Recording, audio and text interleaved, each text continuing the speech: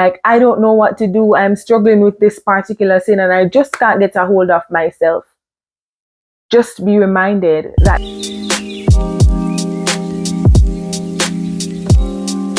hey bloomers, I am Danielle Freckleton. Welcome back to another episode of Blooming by Grace, a space where we use grace to chart our journey. We all have encountered challenges, failures, or failures. But no matter what it is, this is a place. It is the only space where we will bloom. And darlings, we're not just blooming, but we're blooming by grace. It's easy for us to get discouraged. It's easy for us to feel as though we are failing or we have failed. And especially as Christians, I just don't want to go any further. I just can't do this anymore. But today I'll share with you 6 things I wish I knew before being a Christian. The Christian journey, what we must know is that it's a journey. The Christian journey is a journey, and it's a journey for your lifetime. And so, despite the fact that sometimes it might get challenging and sometimes you might feel like you just can't do this.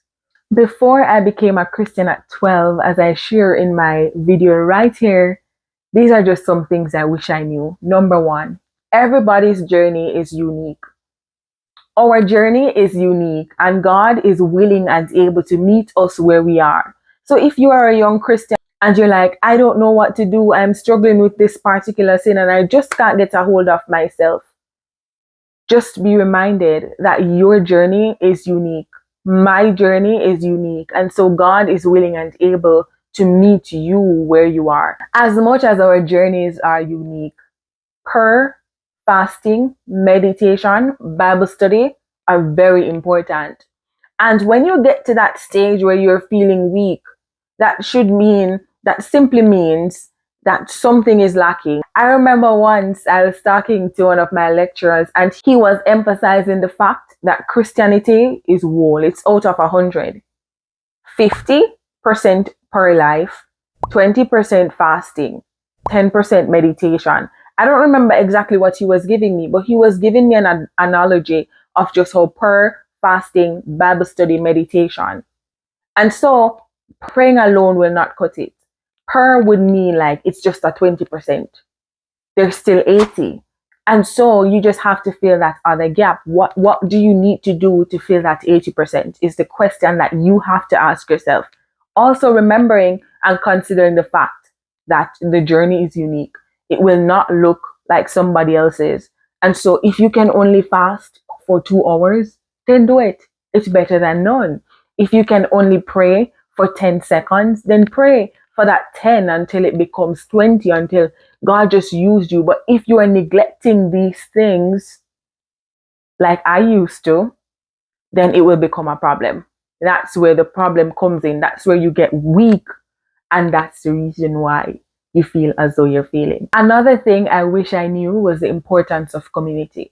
You need friends, Christian friends, that is. And so when you have them and they have you, if you're weak with Bible study and you're strong with prayer, then that person is strong with Bible study, you're weak with prayer, vice versa, however it works out. But community is very important as it helps you to build. So surround yourself with Christian friends. Surround yourself with Christian people. Sometimes you're like, I don't have Christian friends in my corner. I don't know what to do. I don't know where to go. Then be that Christian friend. Because sometimes somebody else is struggling. Somebody else needs that friend.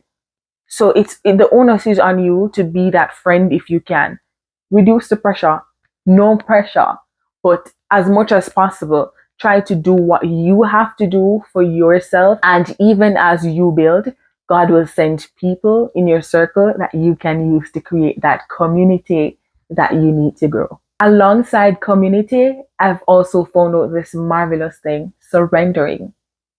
Surrendering is very important. And as I went along the Christian journey, I learned this profound thing. It's not so much about me doing more, but it's about more surrendering. You can't let go of the music, surrender. You can't let go of the dressing, surrender. You can't let go of certain things that just fights the flesh. Surrender it to God. It's not your duty to try to fix it, because truth and in fact, you cannot fix it on your own.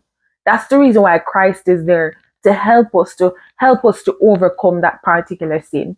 So the things that I used to struggle with, I now learn that the onus is not on me to do more to try to fix it, because I cannot fix it by myself. The onus is on me to surrender.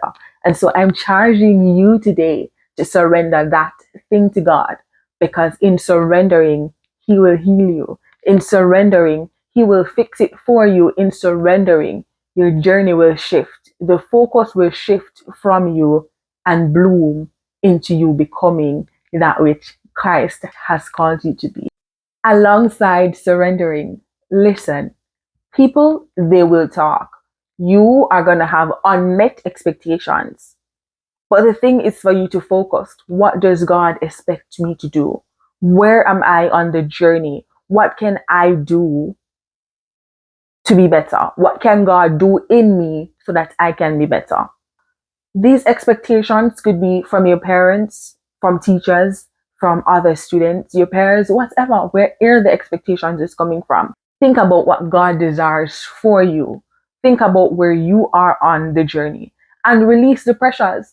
Because truth and in fact, sometimes as young Christians, we put too much pressure on ourselves based on what other people expect from us. And sometimes it causes us to crumble, and it causes us to lose out based on the fact that we just do not know what to do, especially when we cannot meet these expectations. The onus is on you. What does God, ask yourself, as I'm now learning to ask myself, what does God expect me to do? The journey is not easy. The journey will not get easier, for as you move along the journey and as we move into the final point, we get to understand that Christianity is a continual growth. It's for a lifetime. And so even you as a teenager and even myself as a young adult, and I'm thinking about the journey that I had already come on, and I don't know what is to come. Neither do you know what is to come. But the onus is on you to allow God to just work in you the way He desires. The expectations at the end of the day, it will not matter. What will God expect? What does God expect from me? There are certain things that I'm struggling with. Surrender them. Christ is not there to harm us. He's there to help us. Whatever you're struggling with, you can surrender them to Him. And in surrendering, He will heal you. In surrendering, He will provide for you. In surrendering, He'll make you into a testament of His goodness. Again, remember, this is a journey for a lifetime. And so the onus is on you to daily, God, what will you have me do? And as we reflect on this being a journey, 1 Corinthians chapter 13, verse 11 confirms this. When I was a child, I spake as a child. I understood as a child. I thought as a child. But when I became a man, I put away childish things. Whatever your journey, may you never forget that you are not too dirty for God to cleanse. You are not too broken for God to mend. You, my darlings, you're not too far for God to reach, nor you are not too far for God to reach, nor are you too guilty to fall at His feet. Have yourselves a blessed whenever you watch this.